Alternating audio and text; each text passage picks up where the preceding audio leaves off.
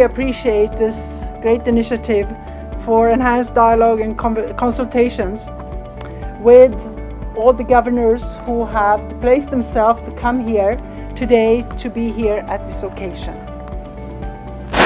I also particularly want to salute all the fisher folks who are here, who have also come from far, and the staff of this new factory, because you are really the people we are doing this for. Sweden's development cooperation is focused on helping the poor. Those are the people that should benefit from what we are doing. And I think here, providing an opportunity to process what you are cultivating in your ponds and what you can catch in the lake is a way to help you to enhance your own income and provide better for your families.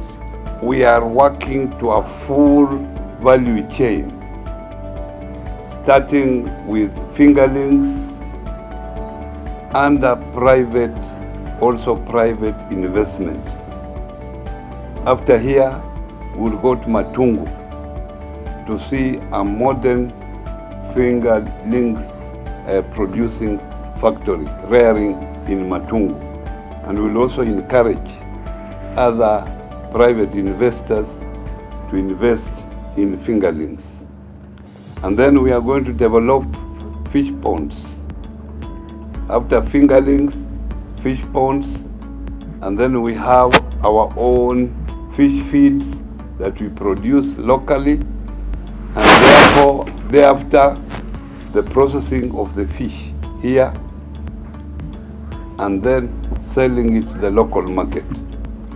The local market demand is very high, that it might take us sometimes to export.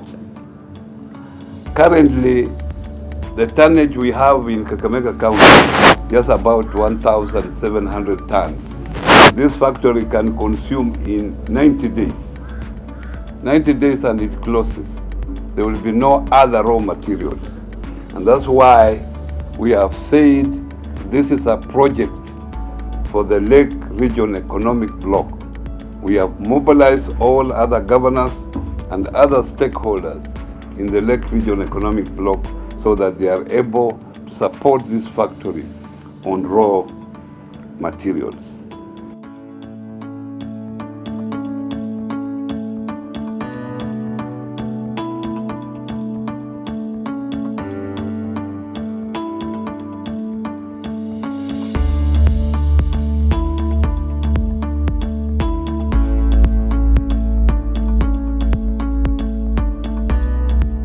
Equally, for those who have gotten the opportunity to work in this factory, this is a stable job, hopefully a long-term job, hopefully a job where more neighbors and friends can be recruited, because we hope that this private investment will be able to provide for many more.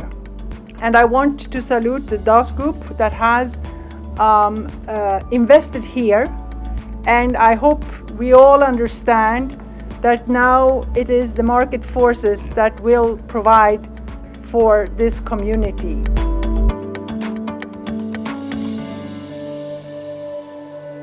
The visit by Her Excellency the Ambassador of Sweden to Kenya added a lot more impetus to the visit, made it more interesting, and the fact that we could get so many governors sitting in one place in Kakamega on day one of the visit, between the 12th and 15th of July, gave both programs sufficient limelight and drew attention to the important project objectives.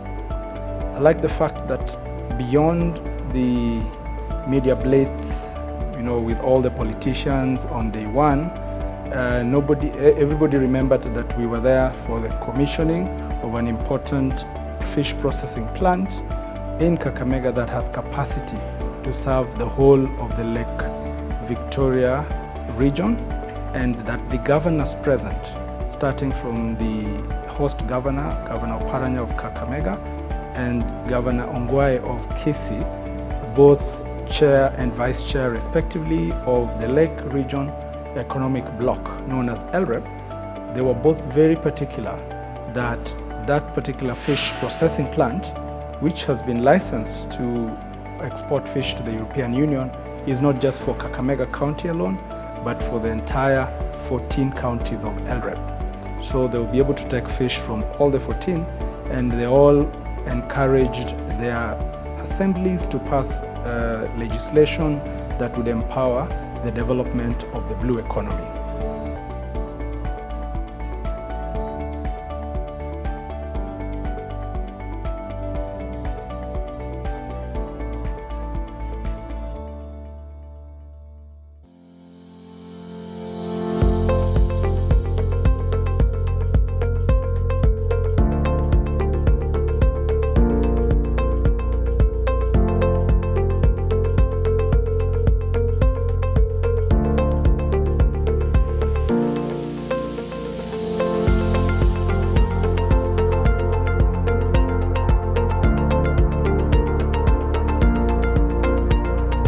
My name is Vicini. I'm the ambassador of Sweden to Kenya.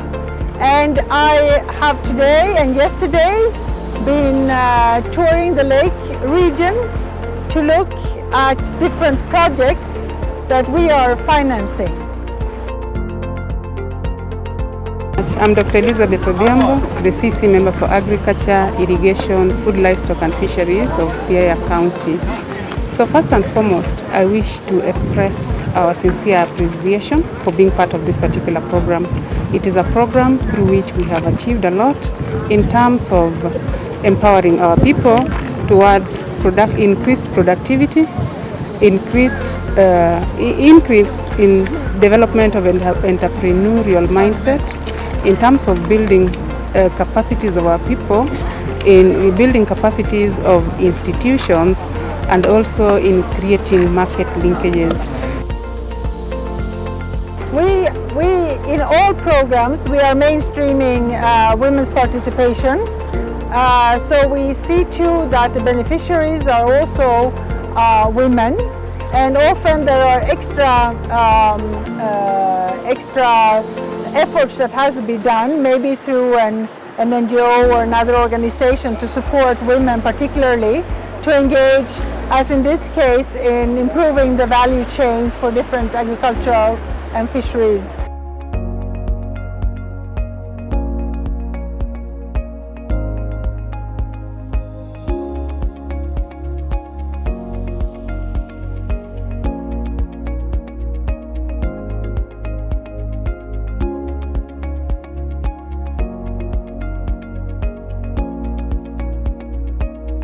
Well, I think what we have supported here is the development of only selling or farming for own consumption into improving the network of different actors, bringing them together so the farmers and the fisherfolk can sell their products as well and earn an income, and to find a way that all these different functions that you need in a value chain is ensured, that they are trained, that they are connecting to each other.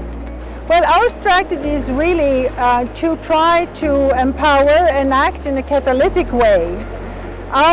We are not much of giving away things or constructing things, physical installations or so. What we want to do is that we want to be catalytic, so the Kenyan capital, the Kenyan human resources, the Kenyan agricultural products can all come together in a system where the market can actually solve many of those obstacles that we were mentioning before. And so what we want to leave behind is actually a way of thinking, a system that supports this value chain development, a system that supports capitalization through domestic resources, and a system where entrepreneurship can be used to develop the agricultural product and also to improve the income of people who are producing and selling. After that visit, I think it was also great that the ambassador still made time on the second day to pay a courtesy call to the governor of Siaya, and we were able to have a round table with the governor, the CEC for agriculture, livestock and fisheries, together with other important officials of the county government, in the presence of the ministry officials from the national government, represented by officials who were sitting in for the permanent secretary. And we were all able to deliberate over these projects, the key achievements and highlights. And after that, we were able to go to have an in-depth conference where all the partners presented what they've been doing, highlights of the achievements, and even more importantly, beyond the conferences and the meetings, the fact that Her Excellency accompanied us to the field so that we could actually see what these projects are doing and the actual impact on the real farmers, the smallholder fisher folk, the smallholder growers of mangoes, like the woman with so many fish ponds in Kakamega, seeing how these projects are impacting real lives at the bottom of the economic pyramid. When we went to Luanda Kotieno in her presence, she was able to see the fish value chain in action, interacting with the beach management unit officials. I think this also encouraged the fisher folk, if they can have such a high profile visit, come to their places, their stations of work in the village by the lake. They felt very privileged. We got very good and positive feedback of how important Sweden values the small person, the fisher folk, the farmer, the villager, the woman in the market. So I think all this has given both programs renewed energy. There will be more intra-project pollination. I expect a lot more collaboration going forward so that there is no mistrust between officials and projects or tough wars, which some of the officials spoke about, because you find that in every county ministry, there are directorates for different value chains. So you find fish may be under agriculture, but it is run by a different director from, let's say, poultry. And between these two, they keep now trying to fight for space, who is managing what. And when you have programs like ASDSP and the trade facilitation coming in and combining these value chains, there's a lot of tough wars that brings tensions and reduces the takeoff for the programs. The authority focused on enhancement of productivity, especially on the programs that were geared towards the inland fish farming enterprises as a way of reducing or countering the pressure that were already felt on the Lake Victoria and other water bodies in the region. At the county level, again, we are positioning, as I say, the economy of Kisumu is an agro-based economy. There is a special economic zone that is soon coming up in Lutonyi, and these are the things that we are hopefully looking at in terms of adding value and making sure that such zones are used to catalyze the agricultural sector, and we'll be able to deliver on the growth that we have already said at the county level and also at the national level. The trade facilitation project has 4 key pillars. The first pillar is financial services, and the financial services pillar addresses financial inclusion and access to finance. The other pillar is retail trade. Retail trade basically is addressing the market aspect of produce. Then it also has the agribusiness component, which of course is connected to retail, because a lot of agricultural produce is also sold in the retail market. But agribusiness looks at the broader market aspect of agricultural products, but also how to bring in efficiency that leads to higher incomes for primary producers. The CEC for Agriculture in Kisumu spoke to this point and said, at a very important point, he clarified that we should all remember that every project, every program, every government initiative or development partner assistance is for the benefit of the people on the ground, the common mwananchi, the citizen. And because everybody is aspiring to impact them positively, then there should be no problem about who is working in what department. We are implementing the value chains that had been identified in phase 1. That is the indigenous chicken value chain, fish value chain, and sorghum value chain. We value support which can enhance dialogue, participation, that is very much entrenched in our constitution, which looks at the issues of gender, looks at the issues of environment. And for us, we look at poverty as the key to our support. And when we talk of poverty, we look at it in its multidimensional aspects. Access to power, access to resources, making sure that every citizen can make choices, and at the same time, human beings are secure. Those 4 aspects are very important to us. The organizations have built the capacity of value chain actors.